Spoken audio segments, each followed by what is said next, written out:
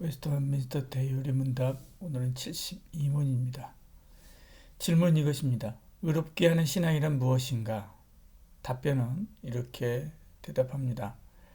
의롭게 하는 신앙은 하나님의 영과 말씀으로 죄인의 마음속에 역사한 구원의 은혜로서 자신의 죄와 비참 그리고 자기를 상실된 상태에서 회복하기에 자신과 다른 모든 피조물이 무능함을 확신하고 죄의 용서와 하나님의 판단에 그의 인격이 구원할 만큼 의롭다고 여겨 받아지기 위해 복음의 약속이 진리임을 동의할 뿐만 아니라 그것이 제시하는 그리스도와 그의 의를 받아들이고 의지하는 행위이다. 첫 번째, 의롭게 하는 신앙은 하나님의 영과 말씀으로 그렇게 이야기합니다. 히브리서 10장에는 오직 영혼을 구원함에 이르는 믿음을 가진 자라고 하는 표현이 있습니다. 에베소 2장에도 믿음으로 말미암아 구원을 받았나니라고 말하지요. 믿음으로 의로워지고 하나님은 의롭다 하는 자를 구원하시지요. 믿음이 다합니다. 그런데 이 믿음도 가짜가 있지요. 대표적으로 믿는 대로 된다고 주장하는 긍정의 힘과 같은 것입니다. 잘 될 것이라고 믿는 것은 자기 욕망을 믿는 거죠. 또 확고한 신념도 아닙니다. 분명하고 확실한 자기 논리를 가진 신념은 자기 지식을 믿는 것이지요. 자기 확신이나 자기 느낌도 아닙니다. 환상과 치유와 각종 신비한 체험을 하고 가슴과 머리가 자극을 받는 것도 아니지요. 그것은 기독교뿐만 아니라 다른 종교에도 많이 나타납니다. 그들이 기독교 안에도 역시 그들이 있지요. 씨 뿌리는 비유를 보면 그들은 잠깐 믿는 것 같지만 뿌리가 없어서 말라 비틀어지고 말지요.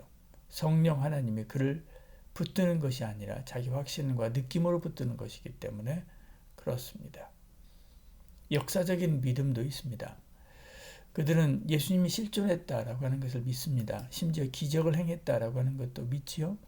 죽었다가 다시 살아났다라고 하는 것도 믿습니다. 거기다 하나님의 아들이라고 하는 것도 믿습니다. 하나님이라고 하는 것도 믿습니다. 그런데 나의 구세주는 아닙니다. 이런 믿음은 우리를 구원에 이르게 하지 못하지요. 단지 두렵게 할 뿐입니다. 그들의 믿음은 역사적인 사실에 대한 정보에 불과하기 때문에 그렇지요. 마가복음 5장 7절에 이렇게 말씀합니다. 지극히 높으신 하나님의 아들 예수여 나와 당신이 무슨 상관이 있나이까? 바로 귀신이 한 이야기입니다. 야고보서 2장 19절은 그래서 이렇게 설명하는 거죠. 내가 하나님의 한 분인 줄 믿느냐?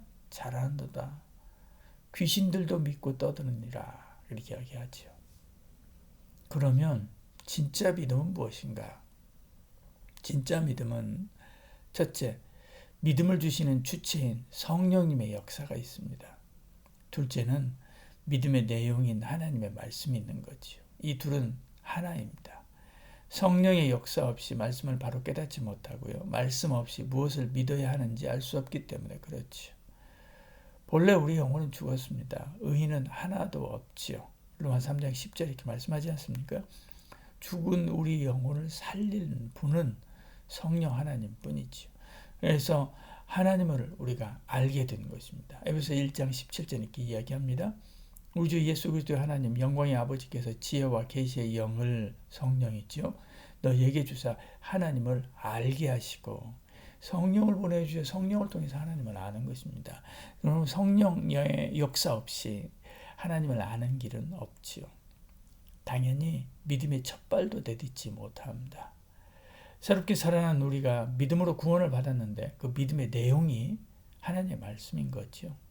로마 10장 17절에 믿음은 들음에서 나며 들음은 그리스도의 말씀으로 말미암느니라 이렇게 말씀하죠. 그리스도의 말씀입니다. 데살로니가 후서 2장 13절도 이렇게 이야기합니다. 성령의 거룩하게 하심과 진리를 믿음으로 구원을 받게 하심이니 이야기하죠. 성령과 말씀 둘을 이야기하고 있지 않습니까? 성령님이 그 말씀을 깨닫게 하고요. 가르치십니다. 그래서 말씀대로 주님을 바로 믿게 인도하는 것이지요.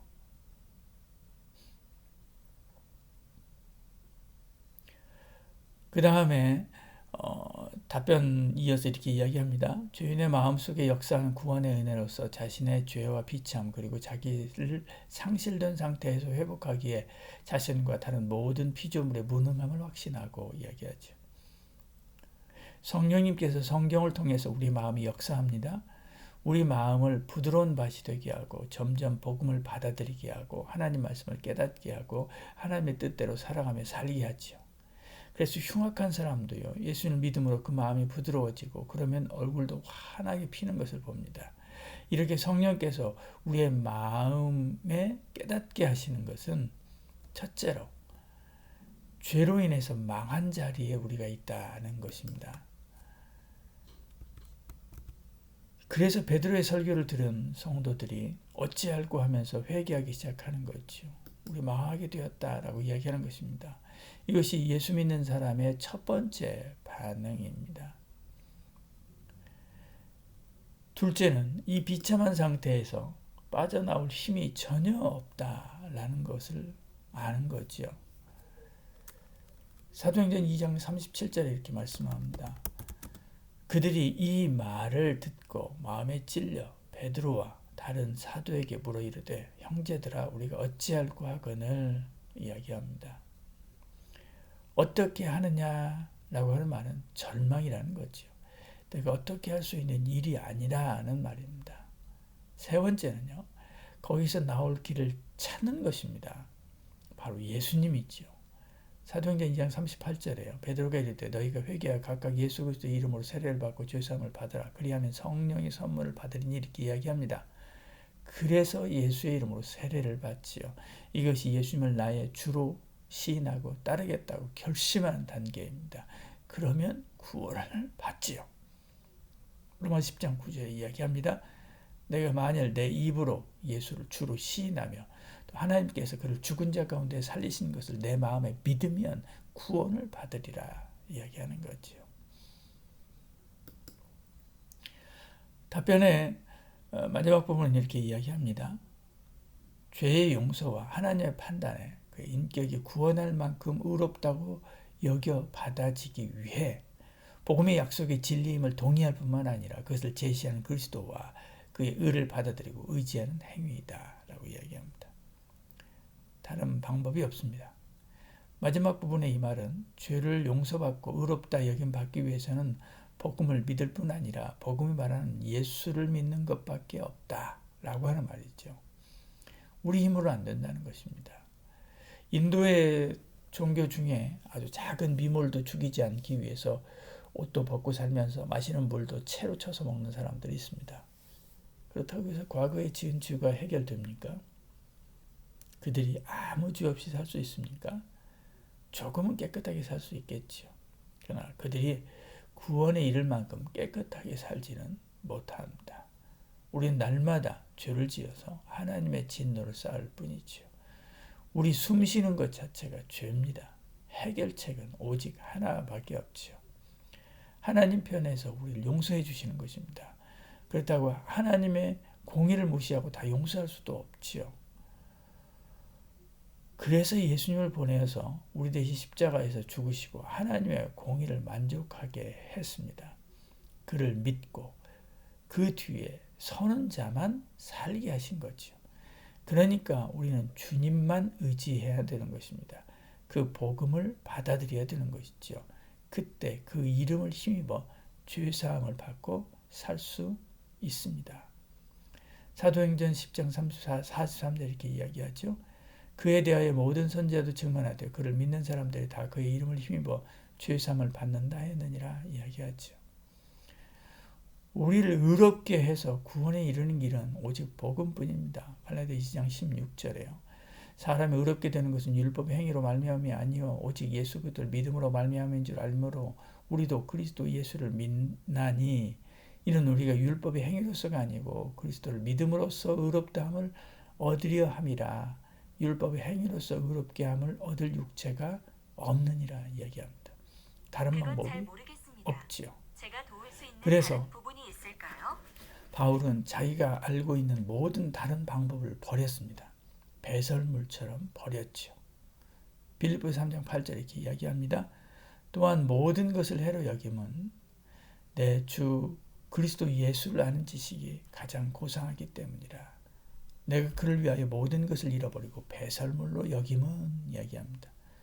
그리스도를 얻기 위해서다 얘기하죠. 선행도 히브리 율법을 지키는 것도 헬라 철학처럼 깨닫는 것도 아니다라고 말하죠. 그는 이 모든 것을 실제로 해봤던 사람입니다. 거기에 정통했던 사람이죠. 그러나 그것으로는 안 된다는 것을 알고 모든 것을 버린 것입니다. 오직 성령의 역사와 하나님의 말씀으로 우리에게 주시는 믿음, 그 믿음만이 우리를 살게 합니다. 그 믿음만이 우리를 살게 합니다. 예수 그리스도를 구주로 믿는 저 여러분 되기를 소원합니다. 기도하겠습니다. 사랑이 많으신 우리 하나님, 우리 믿음에 관한 이 말씀들을 계속 나누고 있습니다. 믿음이 단순한 것 같지만 사실은 우리의 영적인 생명의 코어입니다. 바로 분명하고 자세하게 알고 믿고 따르는 저희들 되게 하여 주시옵소서. 예수님 이름으로 기도합니다. 아멘.